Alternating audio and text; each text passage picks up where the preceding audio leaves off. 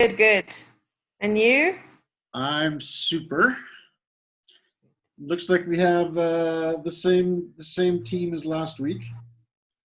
It seems that everybody else is watching recordings and writing on the Facebook group a little bit.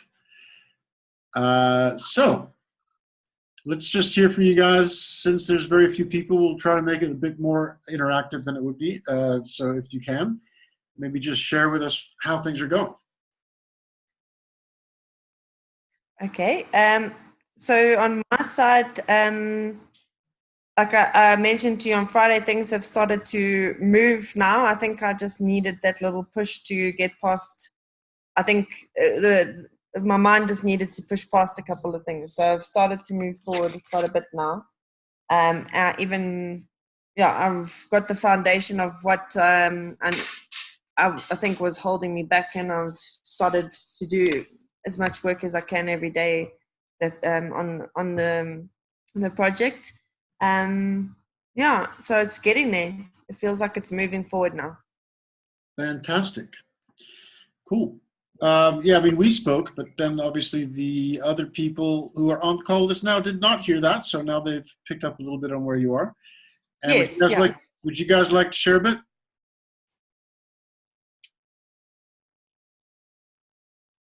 Hello? You took it off. I've unmuted you for you. Can you go ahead? He can hear you. Can you hear us okay, Mike? Yes, I can. Okay, great. This past week has been good. We've been able to dedicate ourselves to a safe place and set time for work every day. And we're doing that, which is good. And we're making progress there. Getting back into the habit of doing more free writing. And that's going better than it was before. We're keeping up with the required actions and all of the emails, as well as in the manual. And we're looking forward to this session today to find out about mission statements and all kinds of stuff. Speaking of which, would you guys like to share the mission statement that you might have come up with last week?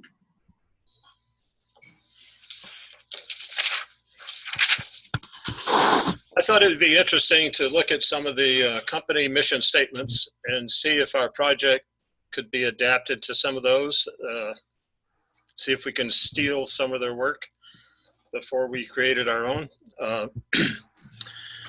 So some of the statements to organize retirement and make it rewarding. Another one is to empower us to achieve more in retirement.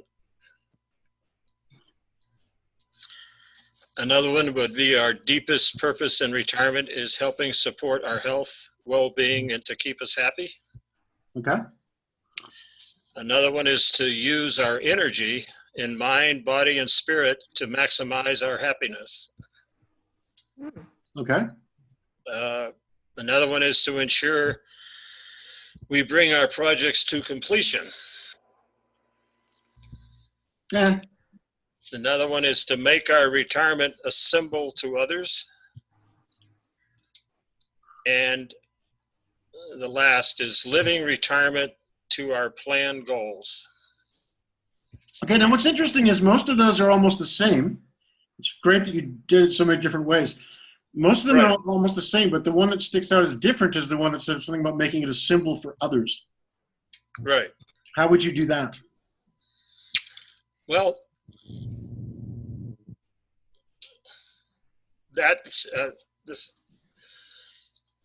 After we move, and we're going to be making all kinds of in a new environment, as well as be surrounded by new acquaintances and friends. And if we feel we were organized, not only to our friends and possibly their family, they could see that we're making a better effort in our projects and being more organized and hopefully it'll rub off a little bit on others. And also, actually, now that you mentioned that, I spoke to Jeannie the other day, and Jeannie's not very social, and she said, "Oh, how could you ever go to a 55 plus? You know, it's all people." And Jeff, on the other hand, said, "Well, this is, you know, he was really taken with the fact that we went there, and he said, well, that may really be fun." And so people do look at what you're doing, and they also get ideas from that of what they want to do. Right. So basic, yep. Right. No. So you've got two different ideas there. One is about yourself, and one is about other people, right? So Yeah. it's a great way to be sitting on that split in a way as we go through what we're going to do today, right? Right. I just want to play a little game, especially since there's so few of us on the call. It's a game called How Would the World Be Different If, right? And it really is a very simple game. If I said to you, how would the world be different if, and then something about the world being different than it is, right? Yes. For example, if I said to you, how would the world be different if you were all dogs, like all of us in this call were dogs? How would the world be different? If we were all dogs, how would the world be different? It would be different because our influence that we have on people, need that touching out to other people would be gone. If you really go through your whole life and think whose life would have been really different if you were not here, it is really amazing. I don't know what you just said. A lot of people wouldn't exist today if we were dogs. Okay. Beth, do you have any thoughts? If we were all dogs, how would the world be different?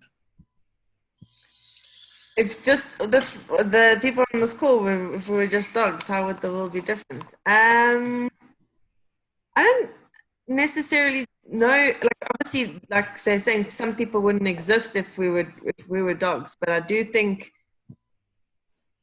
you would still be touching people's lives in some ways as a dog. So you'd still be touching the world in some way. But yeah, I don't know if you would have the same impact because you wouldn't have the same voice, the same actions, the same things that you've been having up until this point. What if all people were dogs? If all people were dogs, then nothing would change. I think. Really? Okay.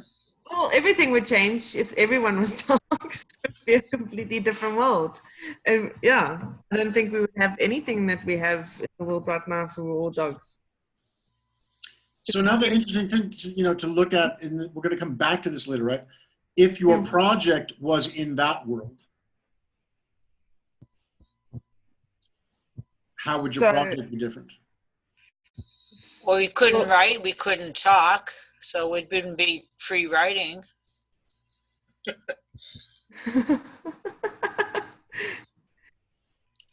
Yeah, I don't think my project would be completely different because I don't think dogs get as stressed as humans. So they definitely don't, right? Yeah. They definitely don't. So that's one way the world would be different, right? Yeah. We wouldn't have to take psychiatric medication if we were all dogs. No. No, you just either live or die in the survival of the fittest. Yeah. So the point of the exercise really is, I just threw that out there, right? But you can come up with your own. What I'd like us to do later in the conversation is to come up with something for your project that would really, because there's only two right now, groups of people on the call, could each come up with a, what if the world was this way? How would your project need to adapt, right? Before we do that, I want to look at the question of identity, right? We talked about already 2 weeks ago, we talked about the idea that we have this landscape of boxes in our minds that we basically use to define who we are, right? And that by making it clear to ourselves what the boxes in our mind are, we become clearer as to what our personality actually is. Yeah? Yeah. So when we ask about the question of what identity is, You know, there's this answer, right? This is the academic answer. This is the thing you would write down on an exam in university, right? There's a social identity, which is about kind of the blanks you fill in on a form to get your ID card, right? Your name, your age, where you work, what religion are you, and so on. There's your public identity, which is who you are for other people, right? And that has to do with how you dress, what kind of things you do, what do you talk about, what's your personality like externally, right? And then there's a private identity, which is what you think about, right? Now, we all, I think, would admit that that these three identities are very different. And that, you know, sort of the basic identity of the social thing of filling in the blanks on a form, while completely accurate, is not very useful in describing our identity, right? As in who we are.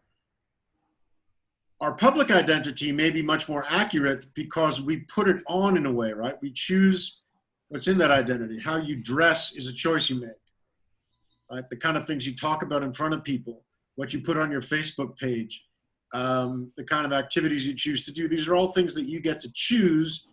Even if you don't actually like them, you still do them because you want to be seen a certain way, or even though you do actually like them, you avoid them because you don't want to be seen a certain way. But the bottom line is we get to choose those activities in that identity. And the third part, the private identity, is something we also get to choose, but we seem to be probably less in control of, because it's something about how we think or feel, what our opinions are. We tend to think that those are things we just naturally have, right? And so, although all three of these are accurate, they all have different presentations or different levels of reality or factualness, right? Now, when we're looking at the idea of how identity would be the next step after creating a safe space in creativity, why would I even suggest that? Anybody have a thought? Say it again. Yeah, so this is the first step we're taking after setting a safe space, right? Right. In other words, so this step of looking at identity is really the first step we're taking in the process of restructuring our creative thinking. Essentially, right? Because the safety step isn't really a forward step, it's a preparation. So now what we're looking at is how do we relate identity to the fact that we're starting off on this journey of restructuring how we think creatively. Why would I say identity is so important?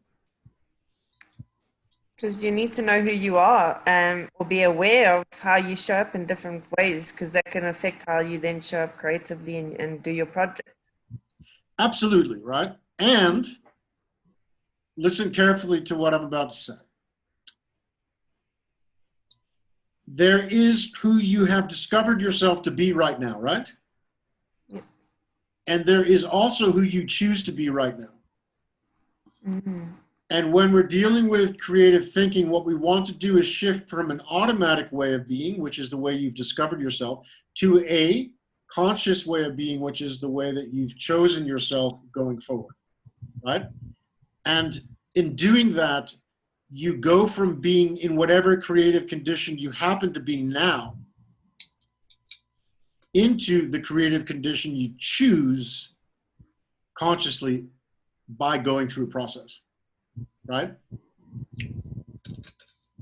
So there's a big distinction and a big leap between like the accidental self you find yourself in and, you know, the self that you might select. And I mean, I was actually in an event recently where there was a debate going on between people who were saying, you know, that there is a self that you can discover. And on the other hand, saying, well, there is a self that you can select or choose, right? And what is the balance between myself as a person that I've discovered myself to be and say, this is my authentic self, this is what I found, or selecting and saying, this is what I'm choosing to be, right? So when we set off to look at what identity is, most people would start by saying, well, identity is who you say you are, right? But it's not a very complete way of looking at because for one thing, I think we all know that we often might say we are a certain way, but we're not always that way, right? Yes. Yep. And in fact, we might say we're a certain way that we never really are, or very seldom, right? I'm not saying everything about us, but there might be one or two specific things that we think we are, and we're not really, right? So who you say you are might be a big part of your identity, but there's a couple of things I want us to look at, which is who do other people say you are, right? Now, be very careful and clear. I'm not suggesting that whatever other people think of you is who you are, right? But if 100 people all agree that you're a certain way and you think they're wrong, what's the odds that you're right about that? Not too good. Not too good, right? So it's worth looking at both sides of that and trying to see that, you know, are you who you say you are, or are you, in a certain case, who others see you as, or are those two things sometimes the same thing, right? But the third thing, and this is the really important one for today that I, you know, ultimately am going to ask that we put most of our intention into, is who you want to be, right? So you probably right now could jot down a few notes, which I'm going to ask you to do without any deep thought or any kind of exercises or anything else, to just look at the question of who do you think you are, who do others see you as that might be different than that, and who would you like to become? If I asked you to put down, say, 2 or 3 characteristics in each of those areas, you'd probably find that quite easy, right?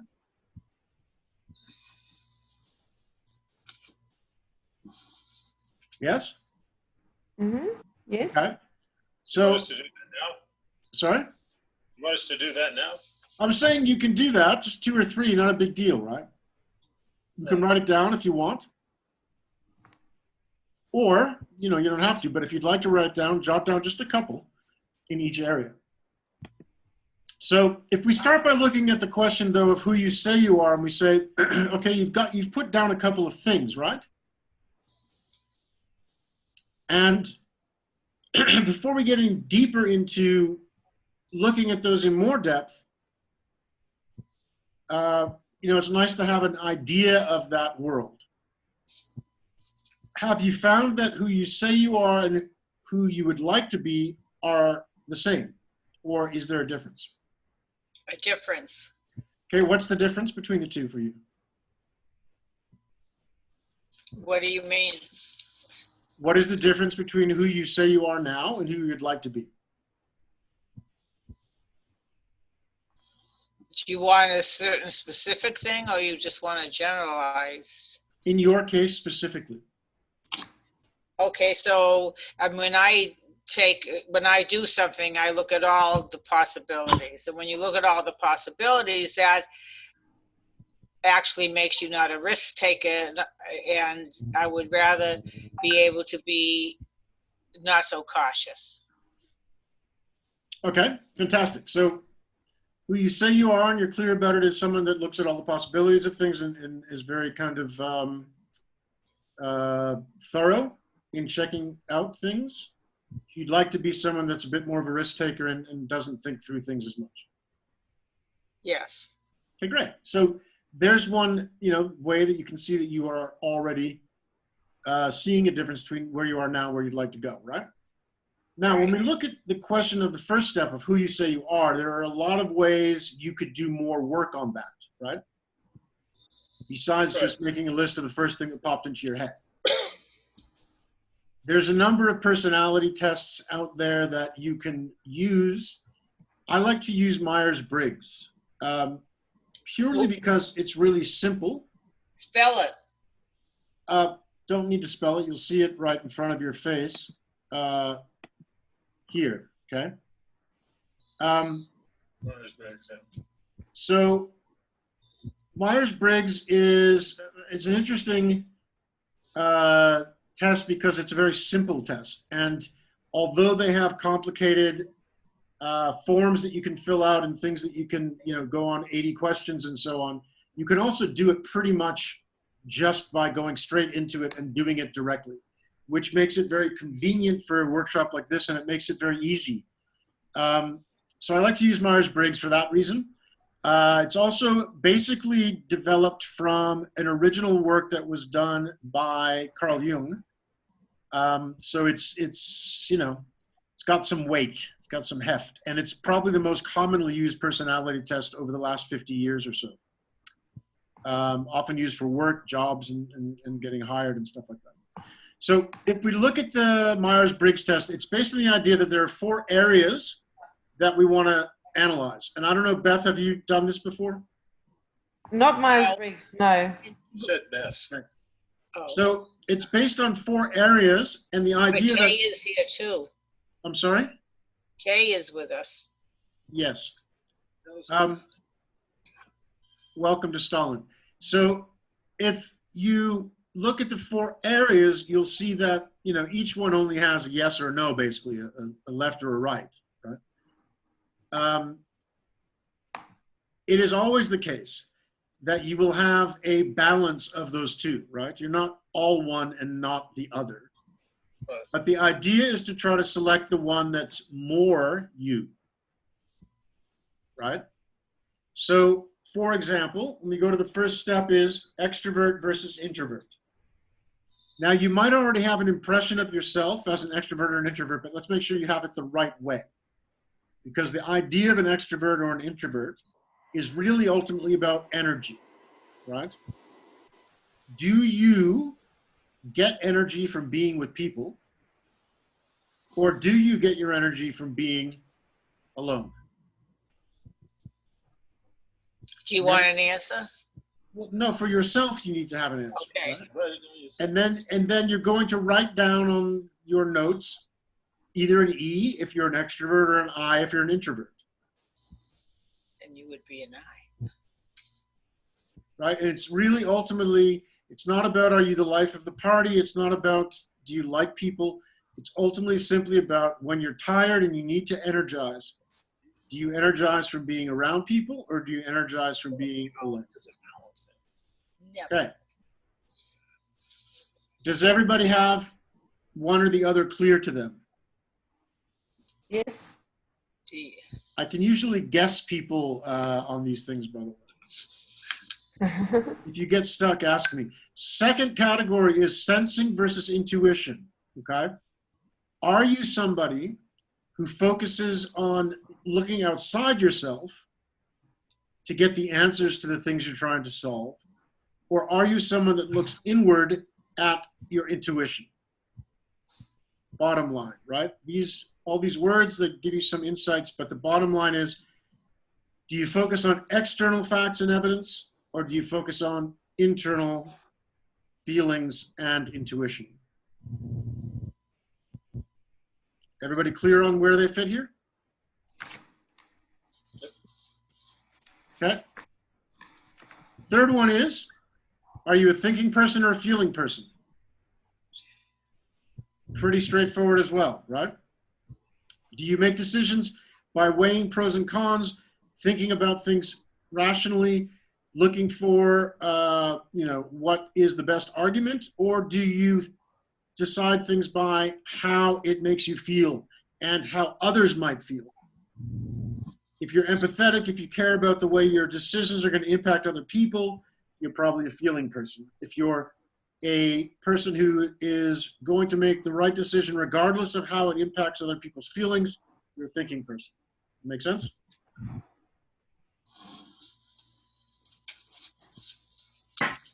Everybody have that? Yep. Okay, and the final step is judging and prospecting. Again, pretty straightforward. Are you the kind of person that makes a shopping list and then follows it? Do you like to follow rules and plans? Does it freak you out if you miss deadlines? If you go to the shop and buy something from IKEA, do you open the instructions and follow them? Right? Or are you somebody who prefers to keep options open? You prefer to, take the thing out of the box and try to figure it out. You go to the grocery store without a list because even if you bring a list, you're not going to follow it anyway. Judging versus prospecting. So in other words, are you somebody who looks for success by preparation and structure, or are you someone who looks for success by being flexible and open? Okay, you got that? So the reason I like the Briggs-Myers a lot is that we've just completed the entire test, right?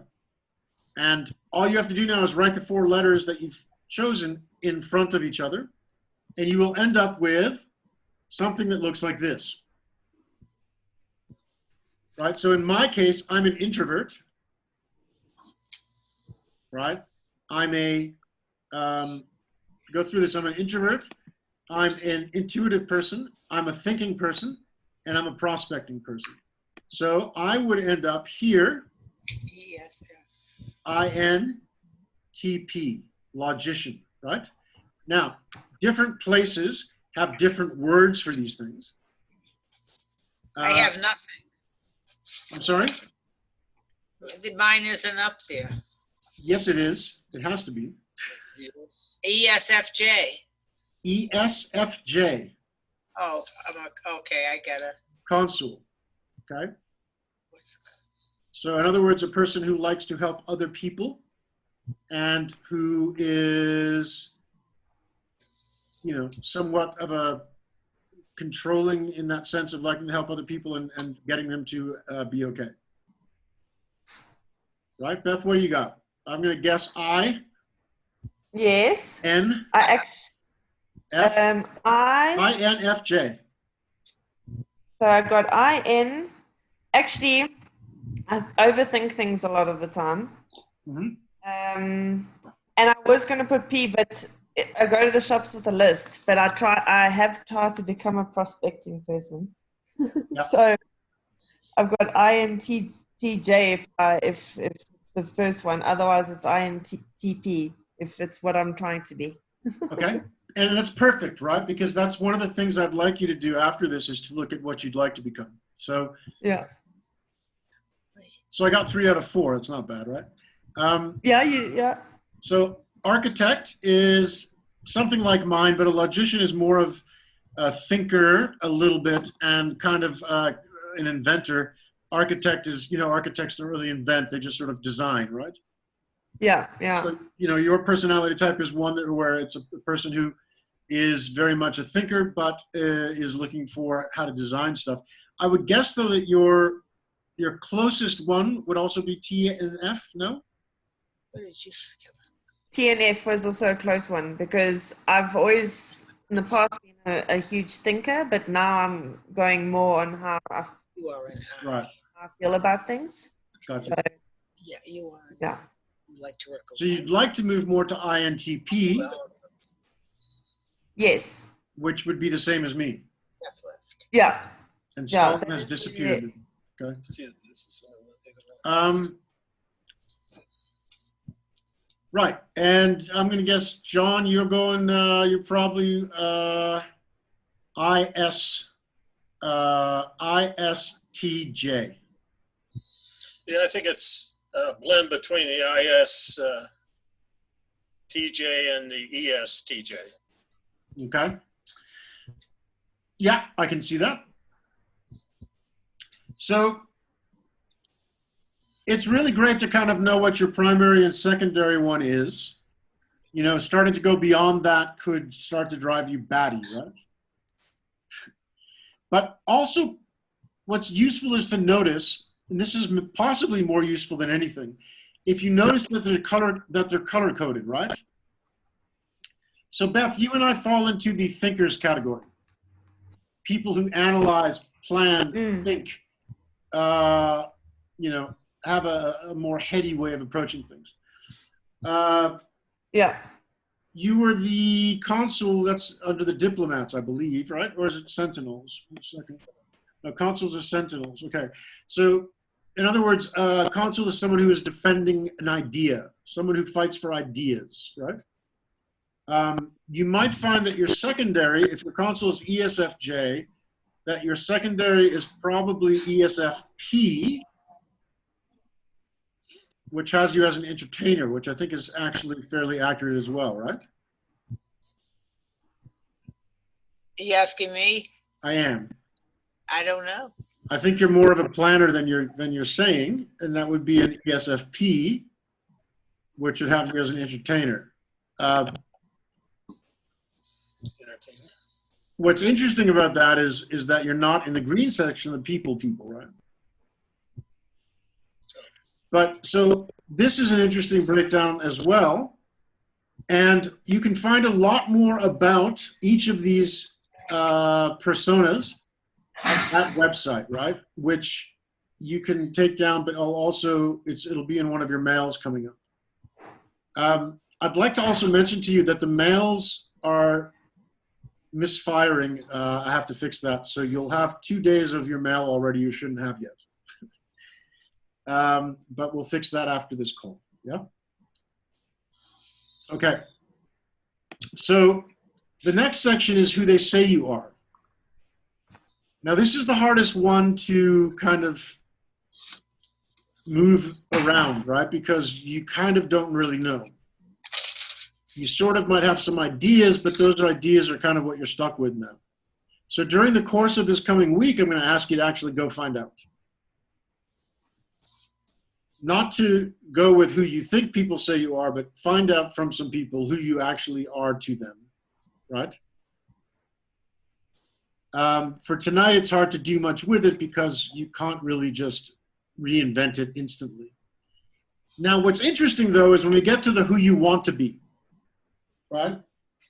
Because you're on this workshop, there's some level at which I'm going to assume you want to be more creative and innovative than you already are. So one way to tackle that very quickly would be to start looking at what are innovative people like, right? And one of the things that I draw on for that conversation is a book called Creativity by Mihai Csikszentmihalyi, who is a University of Chicago professor, but Hungarian in descent and therefore has an almost unpronounceable name unless you've lived in Budapest, like I have. Right? So, this book is from the 1990s and is one of the earliest kind of pop culture books on creativity that came out shortly around the same time, shortly after The Artist's Way, and long before most books that are out now on creativity. He studied over 100 creative thinkers who were mostly people you've heard of, artists, scientists, and so on, and did interviews with them to find out basically what was it that made them tick, right? And try to figure out what makes people creative. So one of the things he found is that creative people tend to be quite paradoxical. That creative people tend to seem to alternate between radically different states of being. And this is a list of some of the most common paradoxes of creative people, right? So on the one hand, they tend to be quite energetic. On the other hand, they tend to take periods of very, very serious rest, right? So there's this list, but if we go through them one by one, you see on the one hand, creative people have this energy. On the other hand, they like to relax.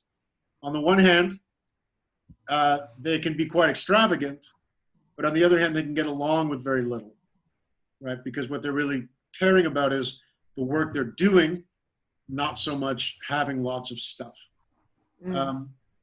You can be noting down anything here that might appeal to you or seem to fit you, right? Creative people tend to be smart at the same time that they're very naive, right? Picture there of two very good examples of people that seem to embody both of those traits. Might find a creative person tends to be what is now sometimes being called an extroverted introvert, which is that they're naturally introverted, but they also like to engage and be part of things and to get attention paid to them and stuff. So they'll become people that look like extroverts, even though they're not actually getting energy from being around people. They're actually getting energy from the engagement of, showing off and being involved. Creative people tend to be humble about their work, but at the same time, very proud of their work, right? Creative people tend to doubt themselves all the time and at the same time have a sense of confidence about what they're doing. Laughing about the lion in the mirrors. Yeah, it's great. There's a sense of androgyny to creative people. In other words, a lack of strong gender. So creative people will either tend to be very masculine and very feminine, or kind of in the middle somewhere, right? They tend to be rebellious and yet conservative. Elvis, perfect example, right? Very image of being very rebellious, but ultimately not a very rebellious person at heart. There's a sense among creative people of being able to be in total despair at the same time, total bliss and ecstasy, almost at the same time, right? So one of the ways you can look at who you'd like to become is to look at this list and say, well, creative people tend to be able to embody both of these qualities at the same time, right? Is that something you would like to do in the case of these particular traits? Or are there other traits you can think of that you would tend to embody both sides, right? A second place that I like to go to is a book that's called The Innovator's DNA. It's got a very simple breakdown of the key behaviors of innovative people, right? And it breaks it down to 5 things. So the first one is associating. The innovative people tend to bring things together, make connections, right? They tend to bring ideas from different fields together into the same place. The second thing they do is question everything. And generally, they especially like to question things that most people take for granted. A third thing that innovators do is observe, right? So they very keenly watch. And if we're dealing with business, they like to watch how people behave, especially the people around them, like customers, suppliers, competitors, and also people in their own team, so that they can learn new ways of doing things and learn better ways to respond, right? The fourth thing that they like to do is network. So innovators will tend to actively look for ways to interact with more people. And experimenting obviously fits very strongly to an innovative person. Innovative people like to construct experiences that are interactive and provoke responses, right? So they like to play, essentially. They like to try out different things, do things just to see what will happen, even if they don't necessarily agree with or believe that thing, right? Then, okay, so we looked at this really. So this is just breaking it down again for you to go through and think, are there things here that you would like to adopt, or things that you already do well that you'd like to highlight, right? Associating, questioning, observing, networking, and experimenting. The third place I like to point at is a book called The Four Lenses of Innovation that came out about 2-3 years ago. And in this book, they look at how innovators do 4 things very well. Some of this overlaps a great deal with what we just looked at. Right. The one is challenging orthodox thoughts. So again, it's about questioning, experimenting, right?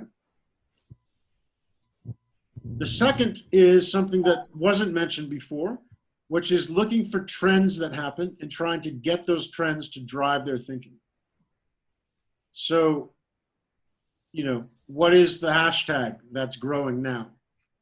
Global warming is a big trend, right? And we'll get into trends in a future session when we talk about connection and so forth. But for now, just the idea that, would you like to do a better job of connecting to trends and driving your thinking through them? Leveraging resources, meaning looking for ways to make small resources get bigger, and understanding needs. In other words, a lot like we said before about observing people and seeing what they think like so you can understand them, right? So again, you can look at these 4 things in relationship to yourself and what you would like to become, right? So these 4, and like I said, this comes from a book. There's an entire book about these 4 things, but I think it's quite clear what we're talking about. So what I would like you to now do is to take about 10 minutes total. I think that's what you need to go back to the beginning here and say, you've got these 3 circles you want to bring together, right? You want to say, who do you say you are based on, for example, the personality test we did? Who for now can you say other people say you are? And who would you like to become that you're not currently being, that you could potentially draw from this list of things that creative people and innovators tend to be, or not? It's up to you. And from that, I'd like you to draw up an identity statement for yourself as the innovator of your project, and also for the project itself, if the project were a person, right? So when you look at yourself, you're looking at the questions in black, like, why are you doing this project? Why do you want people to think about it? What do you want to express about yourself? When you're looking at the project itself, you're looking at questions like, what is the project going to do for people? How would you describe the project to your friends if you wanted to introduce it, right? What kind of image could represent your project? So, like I said, I'd like you to take about 10 minutes to write down an identity statement for your project as if it were a person. And secondly, to write down an identity statement for yourself as the leader of the project. Make sense? Yep. Okay, so 10 minutes and we come back. Will you leave this up so we can see the questions? I Yeah. shall do so. Perfect. Thank you.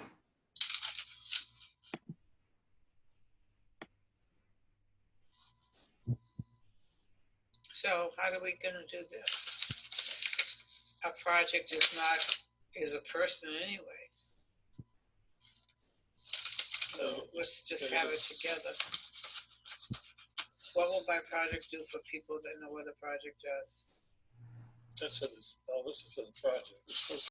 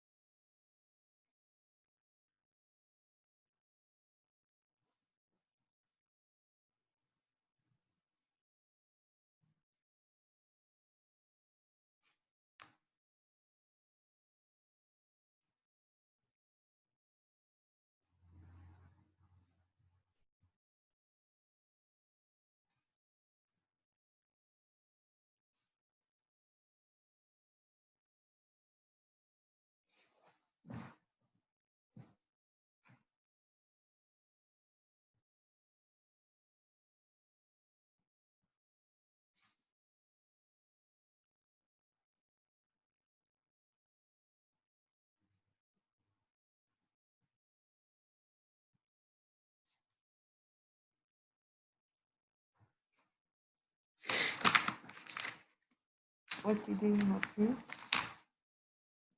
Yeah, come up with.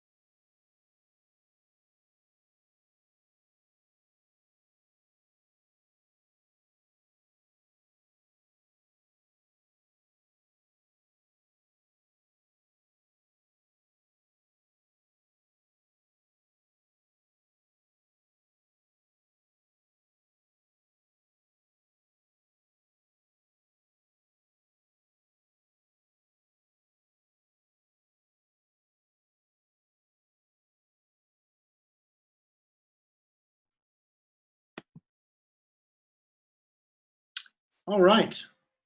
Time flies, whether you're having fun or not. Well, have- So, who would like to share their project's identity? I can do that. Thank you, Beth.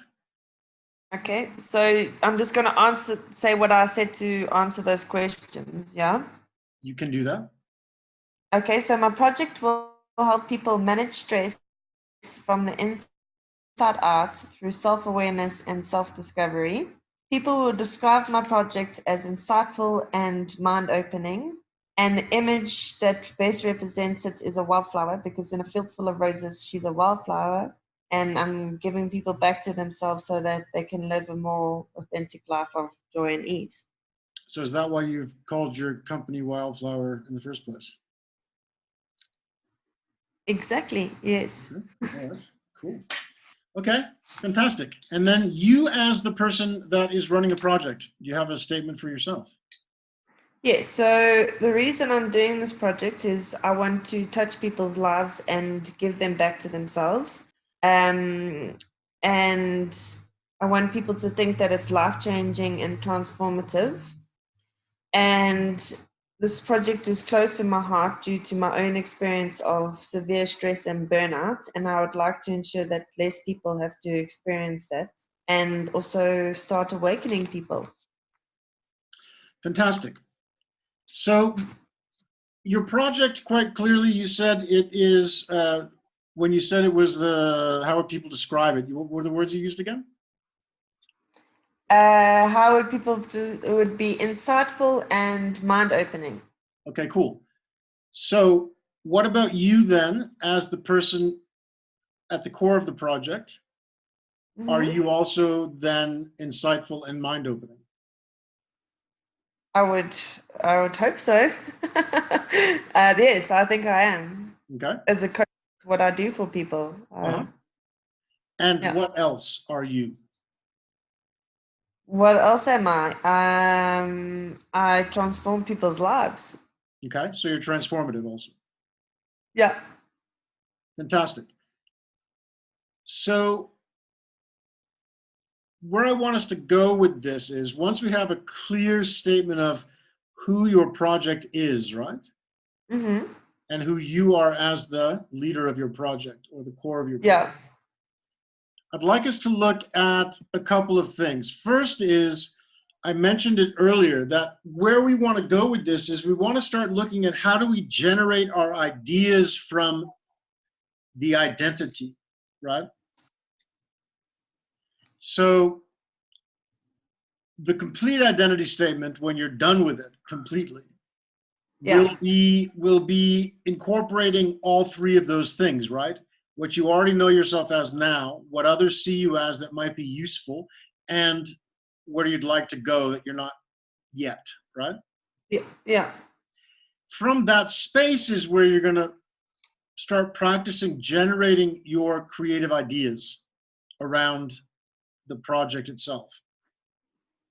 So rather than it just being, oh, you get whatever ideas you happen to get, right? Mm.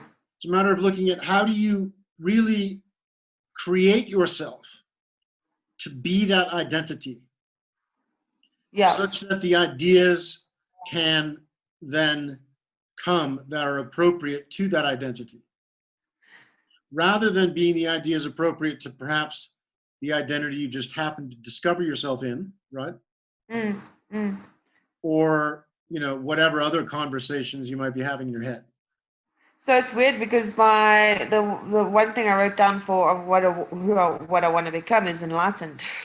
So Enlightened. yeah, Okay. yeah. So that's where I need to be. That's the generated identity I need to include of where I then Right. prayed from. Exactly. Right? Yeah. So if you're thinking from a place of enlightenment, right, you don't have to, when you say you want to be enlightened, we generally mean by that overall we want to have that enlightenment as the end of our experience, right? Yes. That somehow we are totally enlightened, that you obviously have some idea what that's like, don't you? Yes, of course. Yeah. Right? You've had some moments in your life where you are enlightened. Yes, 100%. But what you want to be is enlightened, like fully, right? Yes. Yes. So that's the trick of of that shift really is to start to realize you already are enlightened, right? Yes. Yes. Yeah. Just not all the time. Exactly. Yeah. So if you start generating your thoughts from the place of enlightenment you already understand, right? Yes. Then you will be generating enlightened ideas. Yes. And if you're generating enlightened ideas consistently, then would it be fair to say that you're enlightened? 100%. Yes. Yeah. Right? Yeah. So another way of looking at that is as follows. You may know this. Some people already know this quite well. Others don't. But generally, this is the way life works, right? You want to be enlightened, so you need to do the things that an enlightened person would do, right? Yeah. If you do those things, you'll have an enlightened life, Yeah. and then you'll be enlightened, Yeah. right? So, even like I just said, if you do the process of creating enlightened ideas, then you'll have enlightened ideas. Yes. Then you'll be enlightened. Now, why is it you suppose that this very simple process doesn't seem to work? Because your mind then gets in the way and your perceived identity of who you are or should be gets in the way is what. That's a big part of it, right? But notice that you say your mind gets in the way as if it's not part of you.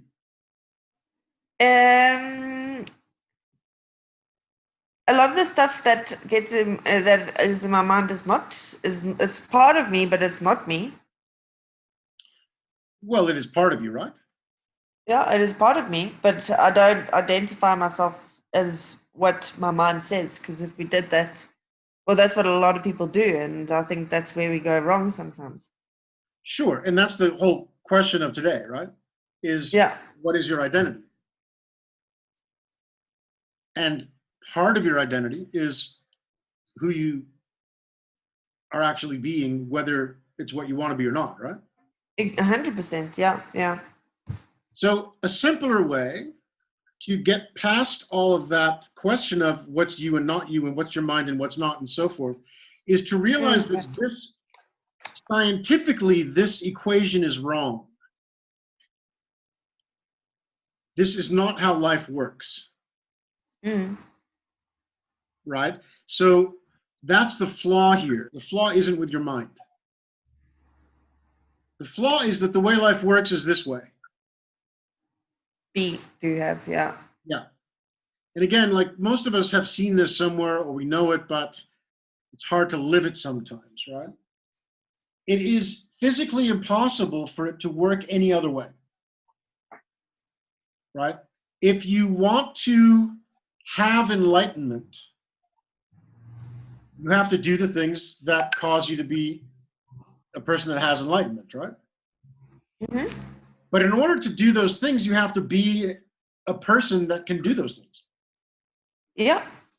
I mean, you can't lift a 200 kilogram weight if you don't have the muscles to lift a The 200 muscles. Sorry? Yeah. No, if you don't have the muscles, yeah, exactly. Right. So, I mean, like literally, you can't lift a weight that's too big for your muscles. Yeah. So it's of no use to say, well, you'll have big muscles if you lift a big weight, because you can't lift the big weight when you don't have the muscles. So it's the same thing. When you say you want to be enlightened, you'll never be enlightened Yeah. as a result. Being is never a result of action. I need to become enlightened by taking the action to become that. Well, interestingly, almost, right? But Mhm. it begins with the being, not the action, right? Mm. I mean, think about it. If you want to do anything, you have to be a certain way to do it, right? Mhm. We know, I mean, you're a coach, you know, the process of sort of like the impulse of the thought, and the thought creates the impulse creates the thought, and the thought creates the action creates the result, right? Yeah. And we know that the result is unpredictable. Yeah. But what is predictable is the being. Yeah. I can choose and select any way of being I want to. It just is harder for me to do ones that I'm not good at, right? Yeah. So you're not necessarily good at being enlightened compared to where you'd like to be, right? Yeah. But you already said you do have experiences in your life where you have experienced yourself as being enlightened. Of course. Yes. So you know how to do that. Yes. Yeah. You know how to be enlightened. Yes. Right. So isn't it ironic that you would sit there and put on a list of things you want to be enlightened? Something that I've already been before. You've already been that before, right? Yeah. Yeah. So if you start by being enlightened, you'll then do the things that an enlightened person does, right? Yeah. And if you do the things that an enlightened person does, you will tend to have the results that an enlightened person gets. Yeah. Even though we can't predict and control the results of what we do, they tend on average statistically to work out, right? Yeah. So if you be an enlightened person now, then you're likely to have the kind of results you want later. Yeah. So that's the place we want to be coming from when we look at identity, right? We want to be looking at the be. We want to be looking at the point of what is it we have to be in order to have the kind of ideas we want to generate.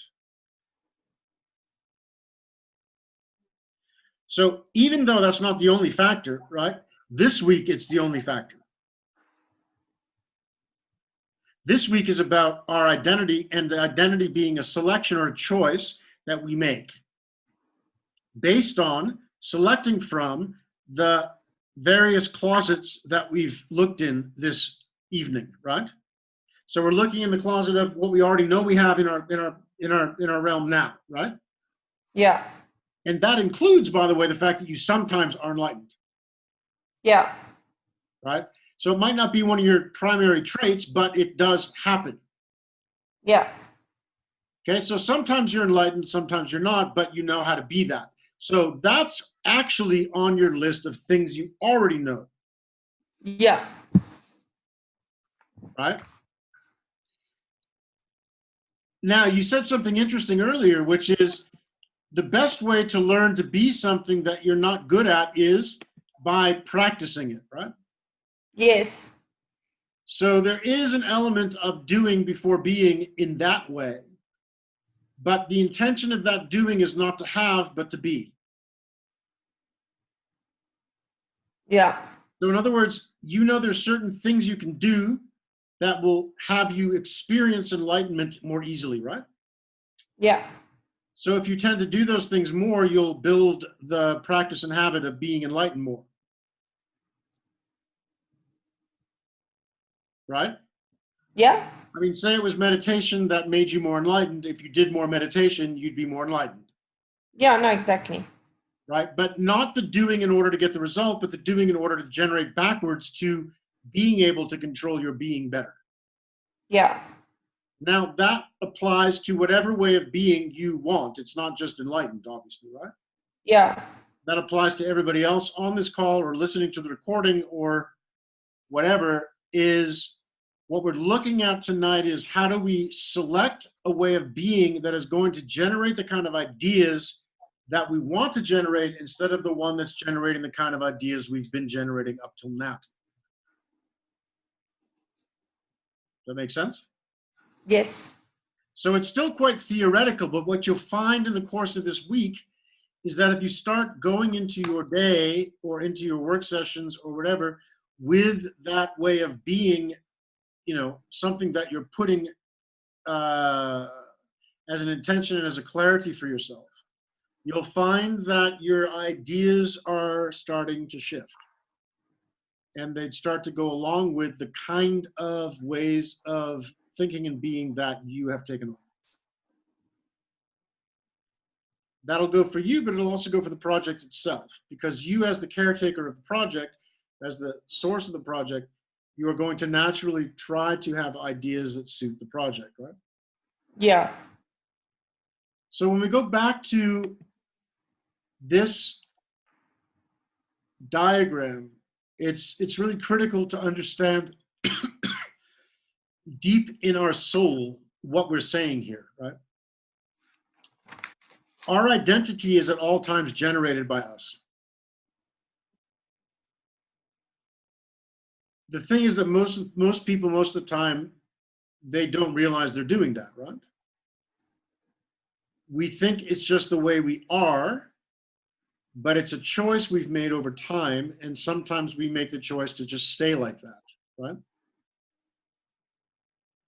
So regardless of where it comes from, our identity is always a generated thing, right? Some of the things about our identity might be outside of our choice. In, for example, the country you were born in, you didn't get to choose that. But you completely choose how you feel about that, what your response is to that, what it means to you, right? So your identity is completely generated by you, meaning that whatever identity you select to generate as you, as your identity, is entirely up to you. The only thing in the way of that is the blocks in your thought or the things in your thought that don't tend to let you be the way that you would like to be. Does it all make sense? Yeah. So our goal in the next week, right, is to practice generating the identity you would like to be, you know, generating in your life. And for now, it's sufficient to like focus on the project you're doing, right? And realize that you could change this next week to something else. But for now, it's like being conscious of who is creating these ideas. And you will find that ideas come quicker when you are clear about who you are having them. Does that make sense? Yes. Okay, so it seems very theoretical, but it's not once you start doing it. And this is the stuff that's going to happen this week. Okay, first of all, you're going to go back and relook your identity statements for the project and for yourself. And just be very clear that you're happy with what you're saying about them, right? Might be that what you said today is perfect, but you might have other thoughts. In your free writing, you can set out to explore those questions, right? So you can actually literally ask those questions to yourself in that writing if you're getting good at being able to let it go and not control it, right? Then you're going to, along with the identity statement, you're going to make an emoji for your project. The idea is to get your project into something that's so clear that it just takes one emoji, right? And you're going to take yourself and your project on a date.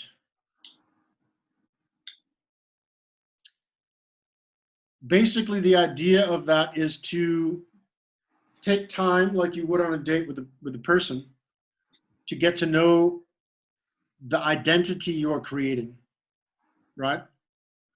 For yourself and for the project. To be able to go out and actually relate to that identity as a person that you are interacting with, that you are taking out to get to know, that you are sharing something with. Now, just like you would on a date, you're going to schedule it, and you're going to treat it like an important event, right? So you're not going to just go to the grocery store and say that's your date because you went alone. You need to treat it the way you would treat a date with somebody, where you're going there to get to know them, right? Now, I don't know about you, but for me, when I've gone on dates, I've gone the gamut from trying to take someone to a black tie event that costs $500 to get in, down to we stop and just go get a cup of coffee somewhere pleasant. It really depends on your approach to the date, right? But what I've learned in my own experience is that often the simplest dates are the best, because it's about being in a position where you can really get to know each other and not worrying about all the stuff around, right? The other thing I want you to do this week is to try to experiment with yourself. What we want to start to do is notice what are the entrenched habits we have and how those habits are controlling who we are, what we think, and how we have ideas. So the easiest way to do this is simple stuff like, if there's a radio station you always listen to a different one. Right? If you always eat eggs for breakfast, eat eggs for dinner and eat something else for breakfast. If you always drive the exact same way to town every day, drive a different way. So the purpose of that is really just to scramble up the way you are naturally doing your habits and give yourself different habits. That all makes sense? Yeah. Okay. Again, because we have so few people, we're going much faster than we would normally go. So we're pretty much done. However, do you guys have any questions, thoughts, anything you'd like to share? Would you like to go over anything you've done?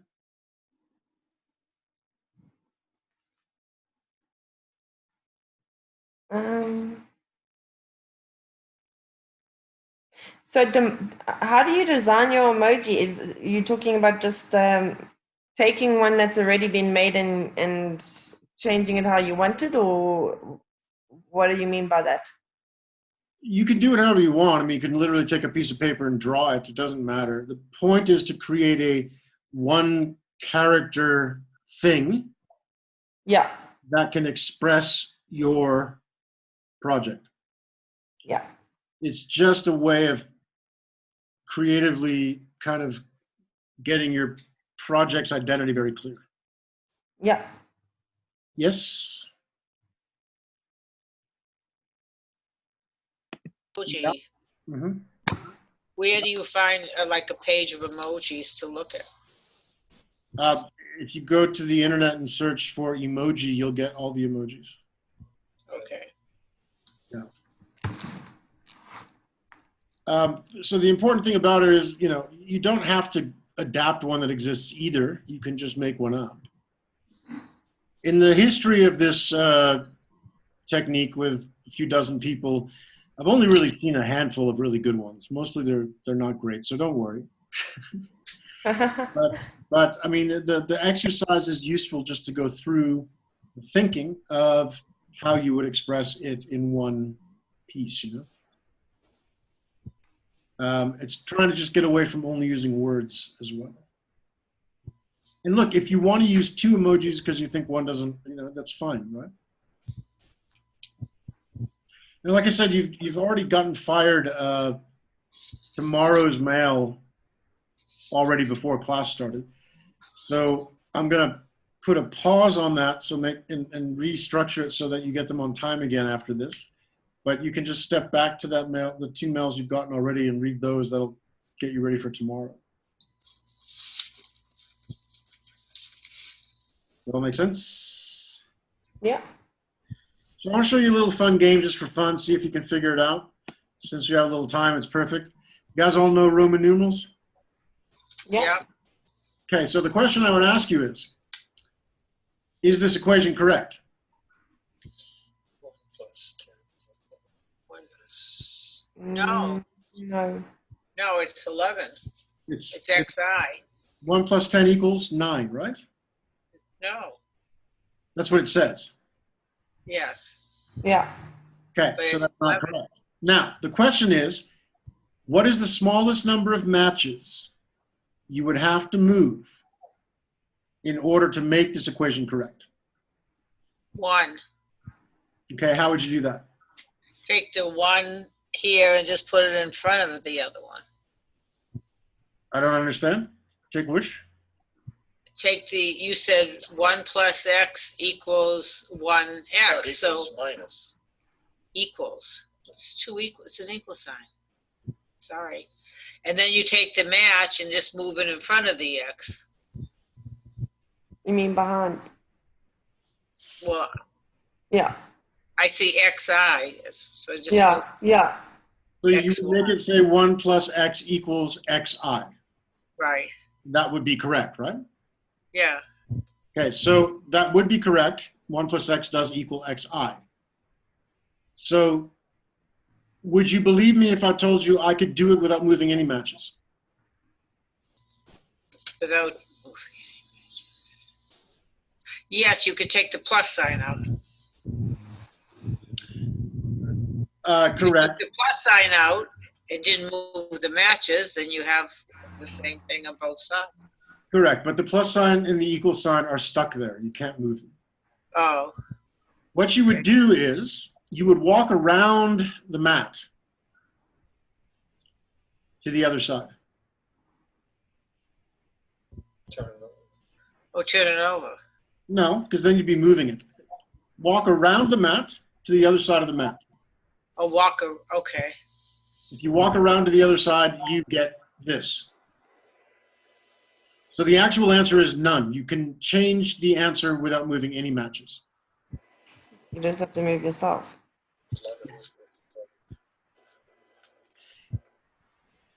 So whatever you make of that, I think it's a good metaphor to kind of round up the conversation. The idea is that sometimes it's not about what's happening outside, right?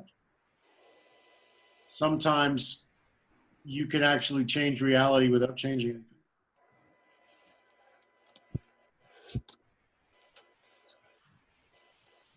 You see what happened there? Yes. Yep.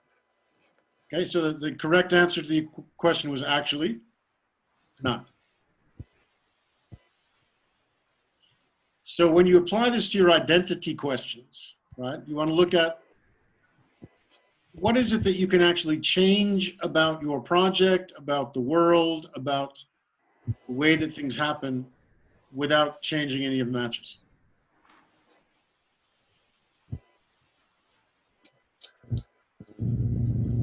That is the Zen question for the day.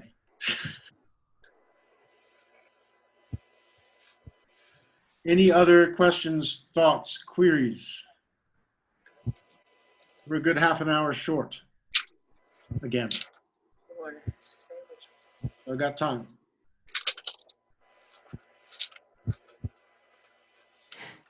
When it comes to your project identity statement, then I suppose after you take those questions out and you make it into one flowing statement based on those questions, yeah? Yeah, based on those or any other. Those were just guidelines, really, right? It's guidelines, okay? Perfect. So really, it's just a statement. It's probably the least of any statement you could make from like the kinds we're going to go through in the course of this process. It's probably the least structured. It's just kind of like, who is it? You know? I'm sure there's a couple examples in the manual as well, but generally it's pretty laid back. Just who is it? Okay, cool. Anything else?